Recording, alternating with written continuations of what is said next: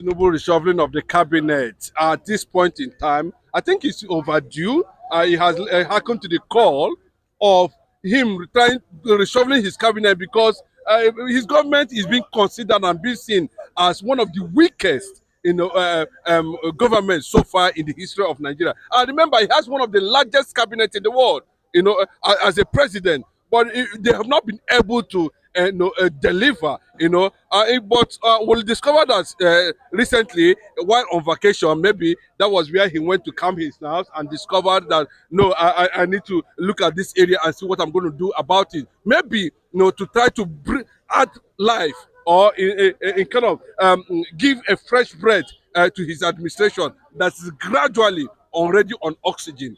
But the fact now is those ministers he sacked, how relevant are those ministries to the leadership of this country and to the masses in terms of celebrating or acknowledging the dividends of democracy. That's the only thing, But if you look at it very well, apart from the few appointments he made, you discover that that those ministries has it was just a kind of, a lot of people are saying maybe he's just beginning to show strength, but at least that is a starting point. That Nigeria should commend him, for removing, some of these people, But we're saying this, we wanted to see top, ministers, ministries being reshuffled and bringing technocrats from abroad and all that, to see how they can help Tinubu's administration under, APC to see how they can navigate from the crisis, from the economy, or better still, be able to interpret the policies of Bola Ahmed Tinubu. That is the perception at this point. But no matter how you look at it, there's going to be a deep reservation while we watch that development, as it comes, whether actually the likes of people he has brought into the administration today is going to be able to add value to his administration. That's the point Nigerians are making and reacting to. But for now, Tinubu's administration is already on emergency. One, you can see reactions coming from well-to-do former president, former head of state in this country, trying to tell him, to caution him, to see what he can do, because Nigerians are heading towards, coming back, with fury. The policies of this administration is pushing Nigeria to the wall, and when they are returning, of course, you're not going to expect that they will be smiling. Celebrities are complaining, politicians are complaining. Exit World Bank policies, as simple as that. Okay, we have seen all the noise, all the ministers, they don't change anything anyway, but it has become part of government system to compensate those people. They feel that they are going to add value or have added value at the end of the day towards their political ambition. That's another perspective we are going to look at it, because at the end of the day, they will still tell you they want to reshuffle, they want to appoint, and the problem the previous ones was given to solve, they cannot solve it. So, what my advice to the Bola Ahmed Tinubu government, if he's listening, is instead of disturbing our already damaged Nigerian psychology, psychic reasoning, philosophy about this country, look for one particular sector you consider to be of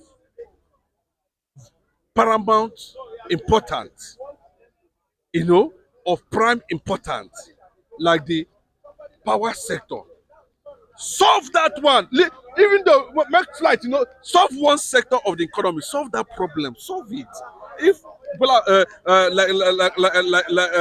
what's it called? Buhari was able to solve the issue of electricity, for instance, for that 8 years. Bola Ahmed Tinubu now coming in, taking a position, we look at another sector entirely. By that time, you have successfully added value. But he want to do this one, appoint minister of trade, he's not trading anything. Appoint minister of foreign affairs, he's not foreign anything. Everything is upside down. There's no sector in Nigeria is not working. Just pick one. That is it, because we have seen cabinet reshuffle as we grow up in this part of the world over and over again, and at the end of the day, nothing happens. You can see they said that power collapse, the national grid collapse. Tomorrow it will collapse again. Even under the new minister, it will collapse. Under previous one, it has been collapsing. Yes. So, what is the essence? We discovered that some of the tools, some of the machines, is long overdue. Some of them has been there for more than 60 years. They are no longer functioning, and we have ministry that is in charge of that, not looking at that direction. So the problem has always been corrupt leadership.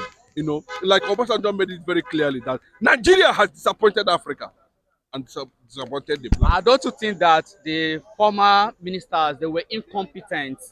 They were unable to deliver the necessary results which President Bola Ahmed Tinubu is looking for. So based on that, you have to reshuffle and you have to create 2 additional ministries. And Mr. Chinedu, are you aware that Bianca Ojukwu, the founder of Biafra, is also among the appointees? Yes, it has always become, it's always the tradition of the government to reshuffle the cabinet at any time they feel that they want to do that. That is a tradition. Also, Buhari did it, Jonathan did it.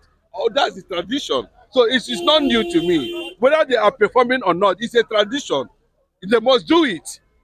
But the fact is that they have not been able to achieve the required result. That is by the way. But if you look at the appointment of, yes, which I wanted to talk about, Bianca, who happens to be the first Miss Nigeria, so to say, one of the most beautiful women on the planet Earth. Is an Igbo woman from Anambra State, who has held different positions, globally in different countries as an ambassador, as a diplomat. So she's well experienced. She understands the dynamics of foreign affairs. She understands the dynamics of local affairs. She has a vast network to redeem, because I think what Bola Ahmed Tinubu want to achieve by appointing, a cerebral, a renowned diplomat like Bianca Ojukwu is just about the image, both locally and internationally. He needed somebody that will see how he can navigate the already dying image of Bola Ahmed Tinubu's administration. It's collapsing. People, even his own people, are denying, are distancing themselves from him. So what he needs now at the international level and at the local level, somebody who have that appeal to redeem his image. And secondly, you know that a few days before now, in one of the meetings in United States of America, where we have the Victorians, Biafran War Victorians, organization in America, where Bianca came and addressed them. He automatically called for the release of Nnamdi. A few days after, we saw this appointment coming. What that means is that, we now have somebody who can be part of the Federal Executive Council meeting, who can be part of the cabinet, and who can actually stand up and mention the issue of Mazi Nnamdi. And nobody will threaten her, because she is more qualified than most of them there. She has the exposure. She has the wisdom. She has the character. She has the courage. She's well networked. She can communicate. She can relate. Bianca is one of the best things that has happened in that appointment, because it's somebody that is very relational and he knows how to couple things together. That is what, when they have done all the damage, they want Igbo man to be there. They want Igbo figure to be there to manage, to do the damage control at the end of the day. So, but for me, I saw it from that perspective that, Mazi Nnamdi issue will be addressed, because the Northerners don't want to mention it. And, this man, this guy, Tinubu, the way you look at it, you know, Tinubu is more interested currently now. If he's been threatened, he's going to use Mazi Nnamdi Kanu to negotiate his second term ambition. So you mean towards the second time or towards the end first time of Bola Ahmed Tinubu, you're going to release Nnamdi Kanu? After this year now, by next year now, politicking will start. So Nnamdi Kanu will always be put on the scale or on the table. And while the Northerners are looking at what Tinubu want to do with him, Tinubu is also looking at how he's going to use Nnamdi Kanu as a master stroke against any threat from the north. So Bianca is going to, absorb every shock and make sure that, Mazi Nnamdi Kanu is released. Once Mazi Nnamdi Kanu is released, bros, everybody will focus on the decision of Mazi Nnamdi Kanu anytime, any day. See, yes, we understand Bianca's position and we understand has been clamoring for Mazi Nnamdi. And Bianca herself knows that the reason why there was Nigeria-Biafran war has not been solved. Look at, we saw what the former president was saying. That Nigeria, especially the Northerners, they are the ones behind what is happening in Nigeria in terms of agitation. So you see nothing wrong in appointing Bianca? Bros, I see nothing wrong 100%. Let me tell you. Until the restoration takes place, somebody's life is at stake.